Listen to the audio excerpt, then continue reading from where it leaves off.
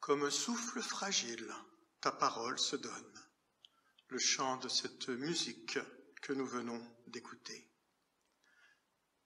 En ce dimanche matin, pour ceux qui écoutent ou visionnent donc ce culte, nous vous souhaitons à tous bienvenue. On raconte l'histoire d'un navire qui, près des côtes, fut pris dans une très grande tempête. Il a fait naufrage. Certains passagers, membres d'équipage, ont réussi à trouver refuge dans des canots de sauvetage, d'autres se sont jetés à la mer, d'autres se sont agrippés à des rochers sur des récifs où le bateau s'était fracassé. Il a fallu attendre le lendemain matin, lorsque la tempête s'est calmée et qu'il a commencé à faire clair, pour envoyer des sauvetages, des bateaux de sauvetage, pour voir et recueillir des éventuels survivants. Le bateau s'est approché, entre autres, d'un récif où un jeune homme, un enfant, s'était accroché, agrippé au rocher.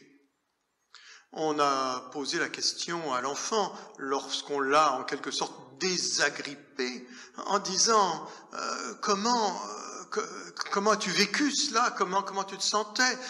Sa réponse, d'une part, était j'ai eu peur, j'avais extrêmement peur, j'avais froid, je tremblais de tous mes os, je tremblais de toutes les parties de mon corps.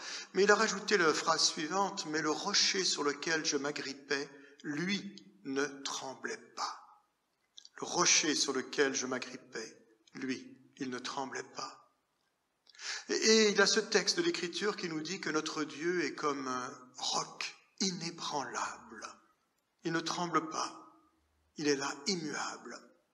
Alors qu'en cette journée, notre Dieu puisse être non seulement ce roc, qu'il puisse également être ce canot de sauvetage lorsqu'on aura besoin, ou qu'il puisse être à d'autres moments une ancre pour nous arrimer quelque part, ou des voiles prenant le vent de l'esprit, ou un gouvernail pour nous guider. C'est bon de vivre, Seigneur, avec tout ce que tu nous donnes à vivre. Les choses gaies et les choses tristes, les choses faciles et les difficiles, les rires et les larmes.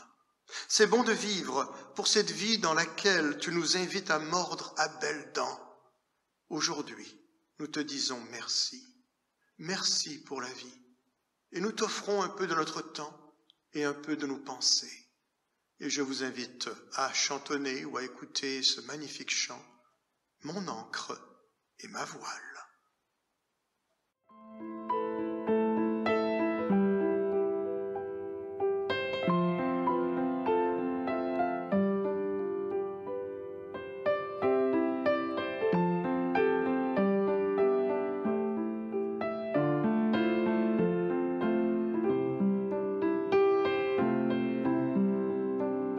Dieu, tu es ma force, ma consolation, une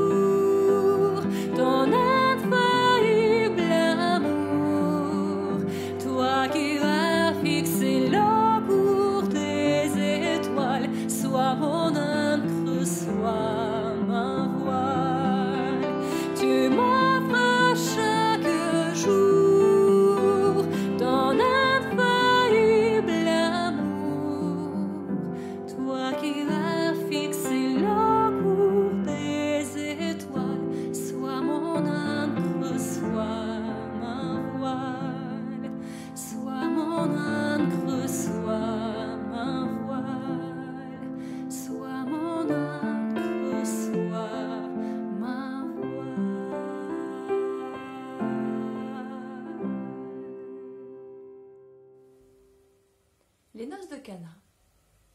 3 jours après, il y eut des noces à Cana en Galilée. La mère de Jésus était là, et Jésus fut aussi invité aux noces avec ses disciples. Le vin ayant manqué, la mère de Jésus lui dit : « Ils n'ont plus de vin. » Jésus lui répondit : « Femme, qu'y a-t-il entre moi et toi ? Mon heure n'est pas encore venue. » Sa mère dit au serviteur : « Faites ce qu'il vous dira. » Or il y avait là 6 vases de pierre, destinés aux purifications des Juifs, et contenant chacun 2 ou 3 mesures. Jésus leur dit : « Remplissez d'eau ces vases. » Et ils les remplirent jusqu'au bord. « Puisez maintenant, leur dit-il, et portez-en à l'ordonnateur du repas. » Et ils emportèrent. Quand l'ordonnateur du repas eut goûté l'eau changée en vin, ne sachant d'où venait ce vin, tandis que les serviteurs qui avaient puisé l'eau le savaient bien, il appela son époux et lui dit : « Tout homme sert d'abord le bon vin, puis le moins bon après qu'on s'est enivré. Toi, tu as gardé le bon vin jusqu'à présent. » Tel fut, à Cana en Galilée, le premier des miracles que fit Jésus. Il manifesta sa gloire, et ses disciples crurent en lui. Et merci à Véronique pour la lecture de ce texte des noces de Cana. En lisant ce texte, on pourrait se poser la question : pourquoi Jésus accomplit ce miracle ? Bien sûr, une des leçons, ce serait de dire qu'il était plein de compassion pour des besoins humains. Et certainement qu'on peut retrouver cette idée-là, comme on l'a à plusieurs reprises, dans différents événements dans les évangiles. Et quelque part, c'est fort sympathique de la part de Jésus de fournir en vin tout un groupe rassemblé, en plus pas une petite piquette de village, un grand cru qui était là, le meilleur du coin, et une quantité impressionnante, on reviendra là-dessus. Mais est-ce qu'il y a uniquement cet aspect-là ? Parce qu'en dans notre sens, on pourrait dire, quelle utilité y a-t-il à un tel miracle, à une telle action de sa part ? Est-ce qu'il n'y aura pas également autre chose à voir ou à discerner dans cet événement ? La première chose, c'est au verset 11, lorsqu'il est dit que ce fut le premier, alors dans la traduction que nous avons lue, la traduction qui disait le premier des miracles. En fait, ce n'est pas le mot miracle, dynamos, dynamite, quelque chose qui frappe le regard, d'impressionnant, de puissant. Non, le terme qui est utilisé là, et c'est le terme qu'utilise Jean dans son évangile, c'est un autre mot grec, séméia, signe. C'est pour ça que d'autres traductions, et plus récentes d'ailleurs, vont toujours traduire avec « c'était le premier des signes ». Et le signe, il est là pour montrer quelque chose. Comme dans ce proverbe asiatique, lorsqu'il est dit que lorsque le sage pointe la lune du doigt, l'idiot regarde le doigt. Et on peut bien sûr le contempler, en discuter, le décortiquer comme on voudra, et rater quelque part l'objectif, ce qu'il veut montrer. Se pose alors la question, qu'est-ce que cet événement veut bien montrer ? Dans la quantité de vin qui est là, on a déjà quelque part un indice. Les 6 vases de pierre, chacun contenant 2 ou 3 mesures, une mesure équivalait à 40 litres. C'est-à-dire que nous avons affaire à peu près 600 litres de vin. Et le texte dit que c'était rempli à ras-bord. 600 litres de vin pour la fin d'une soirée, pour terminer la fête. Et 600 litres de vin, 800 bouteilles de vin, et se pose la question, combien de personnes est-ce qu'il y avait ? À quoi ça va bien servir tout cela ? La quantité est impressionnante, pour ne pas dire effarante, par rapport aux besoins qu'il pouvait y avoir. Si c'est un mariage, les noces du village, disons que c'était un gros village, qu'il y a une centaine de personnes qui sont là, ça fait 8 bouteilles de vin par personne. Et disons qu'on invite les villages autour. D'ailleurs, Jésus lui-même n'était pas de Cana, ni sa mère, et donc invité du coin. Disons qu'on a 200 personnes pour la noce, 4 bouteilles par personne. Et même si on fait une super boom qui avait 400 invités au mariage, ça fait tout de même 2 bouteilles par personne. C'est quelque chose d'inconcevable, quelque chose qui nous amène justement à nous dire il y a une abondance ou une surabondance qui nous indique quelque chose d'autre. Un autre indice, c'est lorsqu'il est dit au tout début du texte, au verset 1, 3 jours après.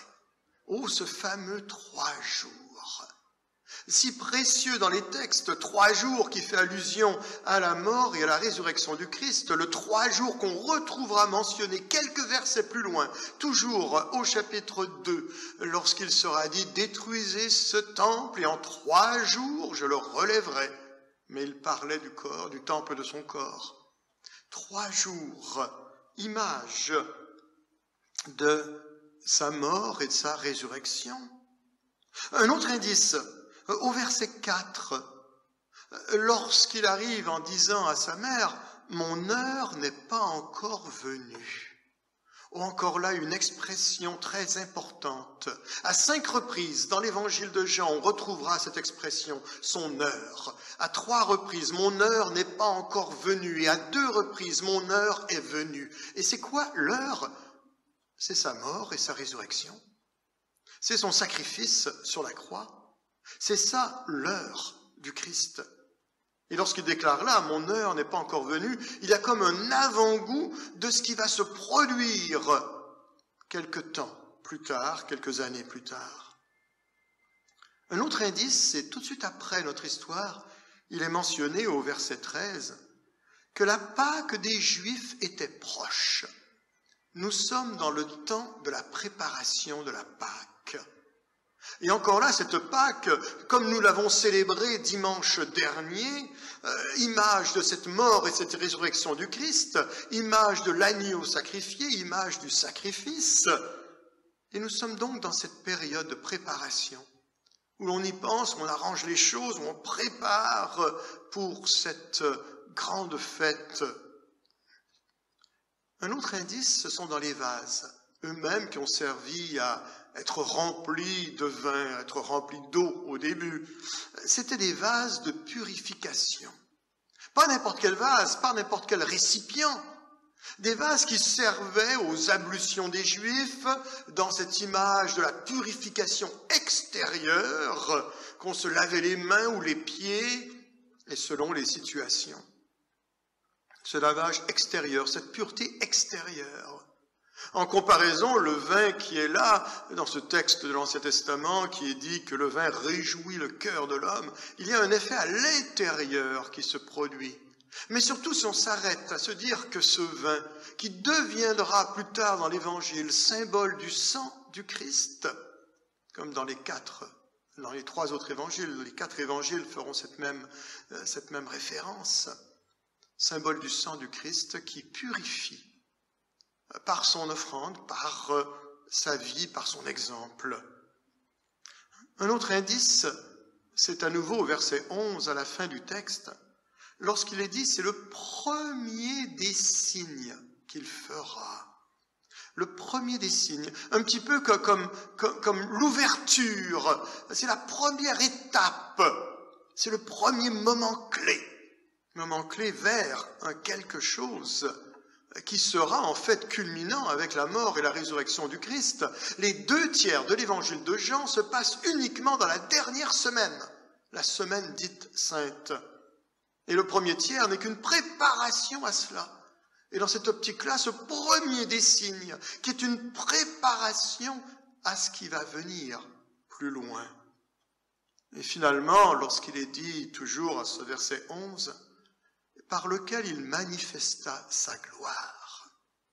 Manifester sa gloire en changeant de l'eau en vin, quelle bizarrerie cela peut être. Qu'est-ce que manifester sa gloire? Ce n'est pas manifester sa puissance. Non, c'est quelque chose d'autre. Et on retrouvera cette gloire en écho d'ailleurs, lorsqu'il sera sur le mont de la transfiguration en compagnie de Pierre Jean-Jacques, les mêmes premiers apôtres qui étaient là, présents à ces noces de Cana, et que Pierre dira un peu plus tard dans sa première lettre, il dira « Nous avons contemplé la gloire de Dieu. Et sur cette montagne, lorsque Jésus a été transformé et que cette gloire brillait, il y avait cette rencontre avec Moïse et Élie dans un nuage un peu fantomatique, un peu mystique, et ils discutaient du départ du Christ qui allait bientôt arriver. Ils discutaient de sa mort, de sa résurrection, de son sacrifice. Et là, nous nous retrouvons à nouveau dans cette dynamique. Les noces de Cana, au-delà d'une simple compassion pour des besoins humains, sont également un symbole, un grand symbole, un avant-goût, une première étape de la manifestation finale du Christ, de l'œuvre du Christ. Mais revenons sur cette question d'abondance ou de surabondance. Parce que dans cette optique-là, justement, si on y va sur l'idée du sacrifice, sur l'idée de la mort et de la résurrection, que vient faire cette question d'abondance de ces 800 bouteilles de vin, de ces 6 vases de purification remplis à ras-bord, de cette quantité incroyable? Peut-être une image de la grâce abondante du Christ. Le sacrifice sur la croix, de la résurrection de Pâques, qui est quelque chose d'au-delà de ce qui peut être attendu. Je m'explique. J'entends parfois certains théologiens qui disent que le sacrifice du Christ, c'est l'idée d'un Dieu vengeur qui exige le sang de son Fils pour apaiser sa colère. Et que ce Dieu-là, ils n'en veulent pas. Et que le sacrifice, ils n'en veulent pas. Je suis désolé, je ne suis pas d'accord avec eux.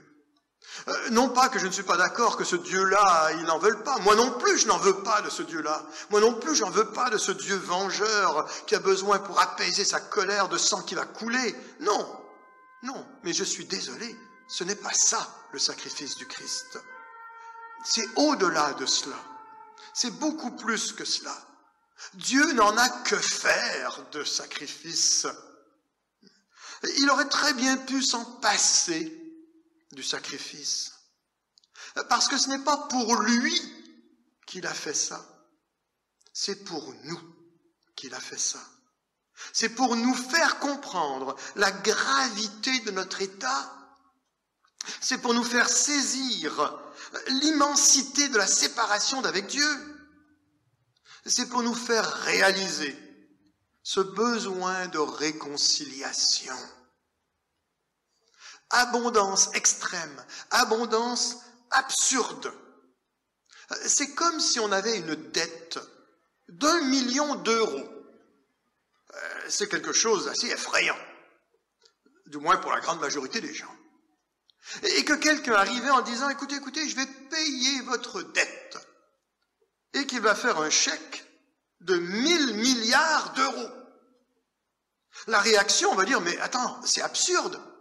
C'est ridicule, c'est complètement stupide, c'est un vrai gaspillage, c'est inutile. » Mais voici, dans le rapport avec Dieu, ce n'est pas du donnant-donnant, ce n'est pas du marchandage que l'on peut avoir, non. Ce qu'il a fait, le prix, j'oserais dire, qu'il a payé, est infiniment supérieur à ce que l'on devait. Et donc, dans cette optique-là, la seule et unique chose que l'on peut dire, c'est merci. C'est tout. En restant ébahi, stupéfait, époustouflé, et de dire simplement merci. Il y a quelques années de cela, j'animais une émission de radio en compagnie d'un rabbin qui me fait remarquer que lorsque Abraham devait sacrifier son fils Isaac, Dieu arrêtera le bras d'Isaac. Et en faisant cela, il mettait en quelque sorte fin à l'infanticide. Infanticide qui était pratiqué dans un grand nombre de sociétés de l'Antiquité, et même dont nous avons quelques cas qui sont mentionnés dans des textes de l'Ancien Testament.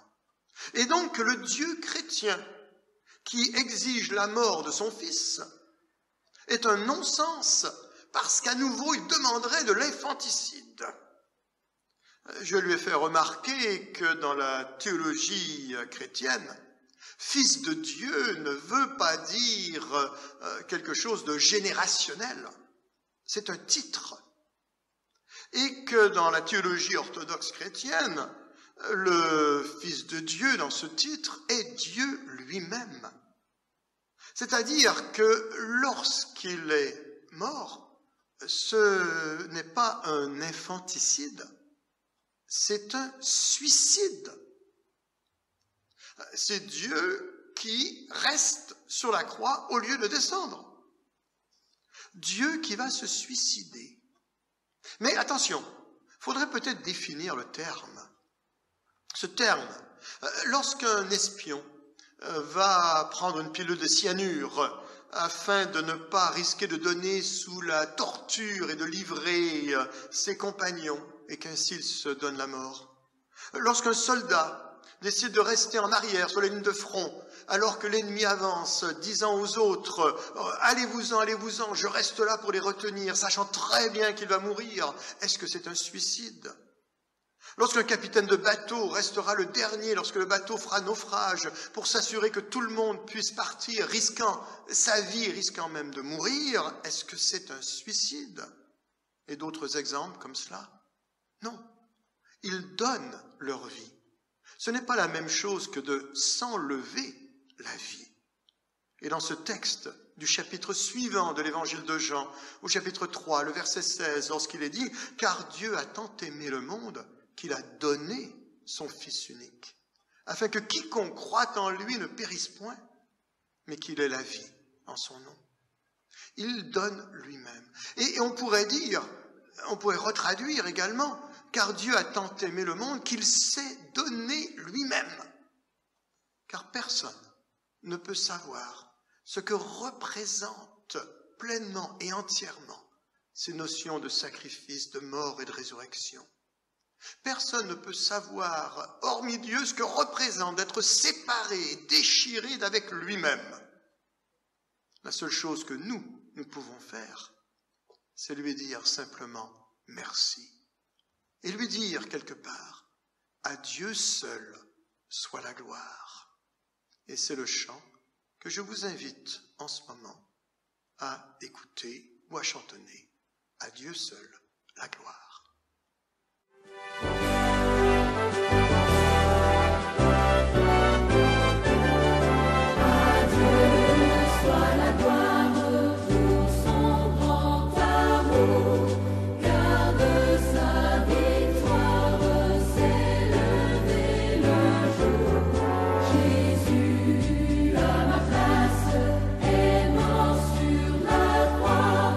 Il donne sa grâce à ceux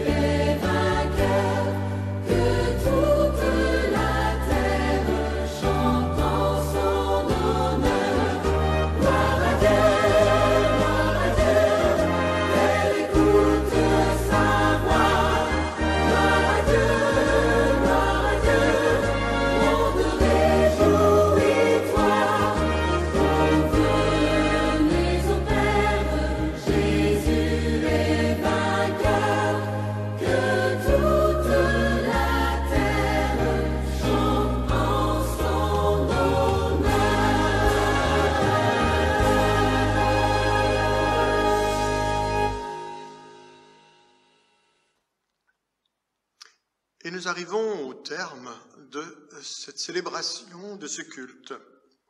J'aimerais souligner qu'il est possible de faire des dons en ligne sur le site de la paroisse de l'Église protestante d'Anguin, et cela bien sûr est fort apprécié, surtout en ces périodes où à la fois il n'y a pas de culte régulier sur place et qu'il y a tout de même un certain nombre de dépenses qui sont rattachées à l'ensemble des opérations de l'Église. Vous pouvez aller sur le site internet de Église protestante d'Anguin. Également, je souligne que tous les programmes d'éducation chrétienne, que ce soit Minicelle pour les 0-3 ans, découverte biblique pour les 7 à 11 ans, éveil à la foi pour les 4-6 ans, le caté pour les 12-15 ans, se poursuivent sous forme de contact avec les parents, de groupes WhatsApp, de réunions Zoom, et donc de différents envois de matériel par courriel, par Internet, et donc tous les différents niveaux peuvent continuer à suivre les différentes présentations donc dans les programmes d'éducation chrétienne. Et je remercie d'ailleurs toutes les personnes qui sont impliquées dans ces différents programmes et qui essaient de faire en sorte que tout le monde puisse se sentir rejoint, se sentir uni comme communauté chrétienne. Nous avons également notre lettre de nouvelles Flash Info qui est publiée une fois par semaine ou aux 10 jours selon les besoins, des fois 2 fois par semaine, c'est arrivé également. Et si vous désirez la recevoir, il faut inscrire votre courriel, mais en passant par le site de la paroisse, vous devriez pouvoir en faire la demande. Et notre journal mensuel, Chemin Faisant, qui est toujours en parution, donc les numéros d'avril, et là actuellement nous travaillons sur le numéro du mois de mai, et qui sera donc disponible soit par Internet ou par envoi postal. Voilà. Nous pensons en ce moment à des personnes qui peuvent traverser des moments particulièrement difficiles, des gens qui sont éprouvés par la maladie ou par des décès également, et que le Seigneur puisse les accompagner. Toi seul, Seigneur, tu peux rassasier notre faim. Donne ton pain à ceux qui ont faim. Donne faim de toi à ceux qui ont du pain. Toi seul, Seigneur, tu es notre force. Donne ta force à ceux qui sont faibles. Donne l'humilité à ceux qui se croient forts. Toi seul, Seigneur, tu es la vérité. Donne la foi à ceux qui doutent. Mais donne le doute à ceux qui croient tout savoir et qui croient te posséder. Toi seul, Seigneur, tu es notre espérance. Donne confiance à ceux qui ont peur. Mais donne ta crainte également à ceux qui ne font confiance qu'à eux-mêmes. Toi seul, Seigneur, tu peux combler notre amour. Donne ta lumière à ceux qui te cherchent. Et garde dans ton amour ceux qui t'ont trouvé, pour qu'ils te cherchent encore. Et dans la limite de nos paroles, ces quelques versets des Écritures que l'on récite parfois par cœur, mais qu'il faut en fait réciter certainement de tout son cœur. Notre Père qui es aux cieux, que ton nom soit sanctifié, que ton règne vienne, que ta volonté soit faite sur la terre comme au ciel. Donne-nous aujourd'hui notre pain de ce jour. Pardonne-nous nos offenses, comme nous pardonnons aussi à ceux qui nous ont offensés. Et ne nous laisse pas entrer en tentation, mais délivre-nous du mal, car c'est à toi qu'appartiennent le règne, la puissance et la gloire, pour les siècles des siècles. Amen. Dieu seul peut donner la foi, mais nous pouvons donner notre témoignage. Dieu seul peut donner l'espérance, mais nous pouvons rendre confiance à nos frères et sœurs. Dieu seul peut donner l'amour, mais nous pouvons apprendre avec les autres à mieux aimer. Dieu seul se suffit à lui-même, mais il préfère compter sur nous.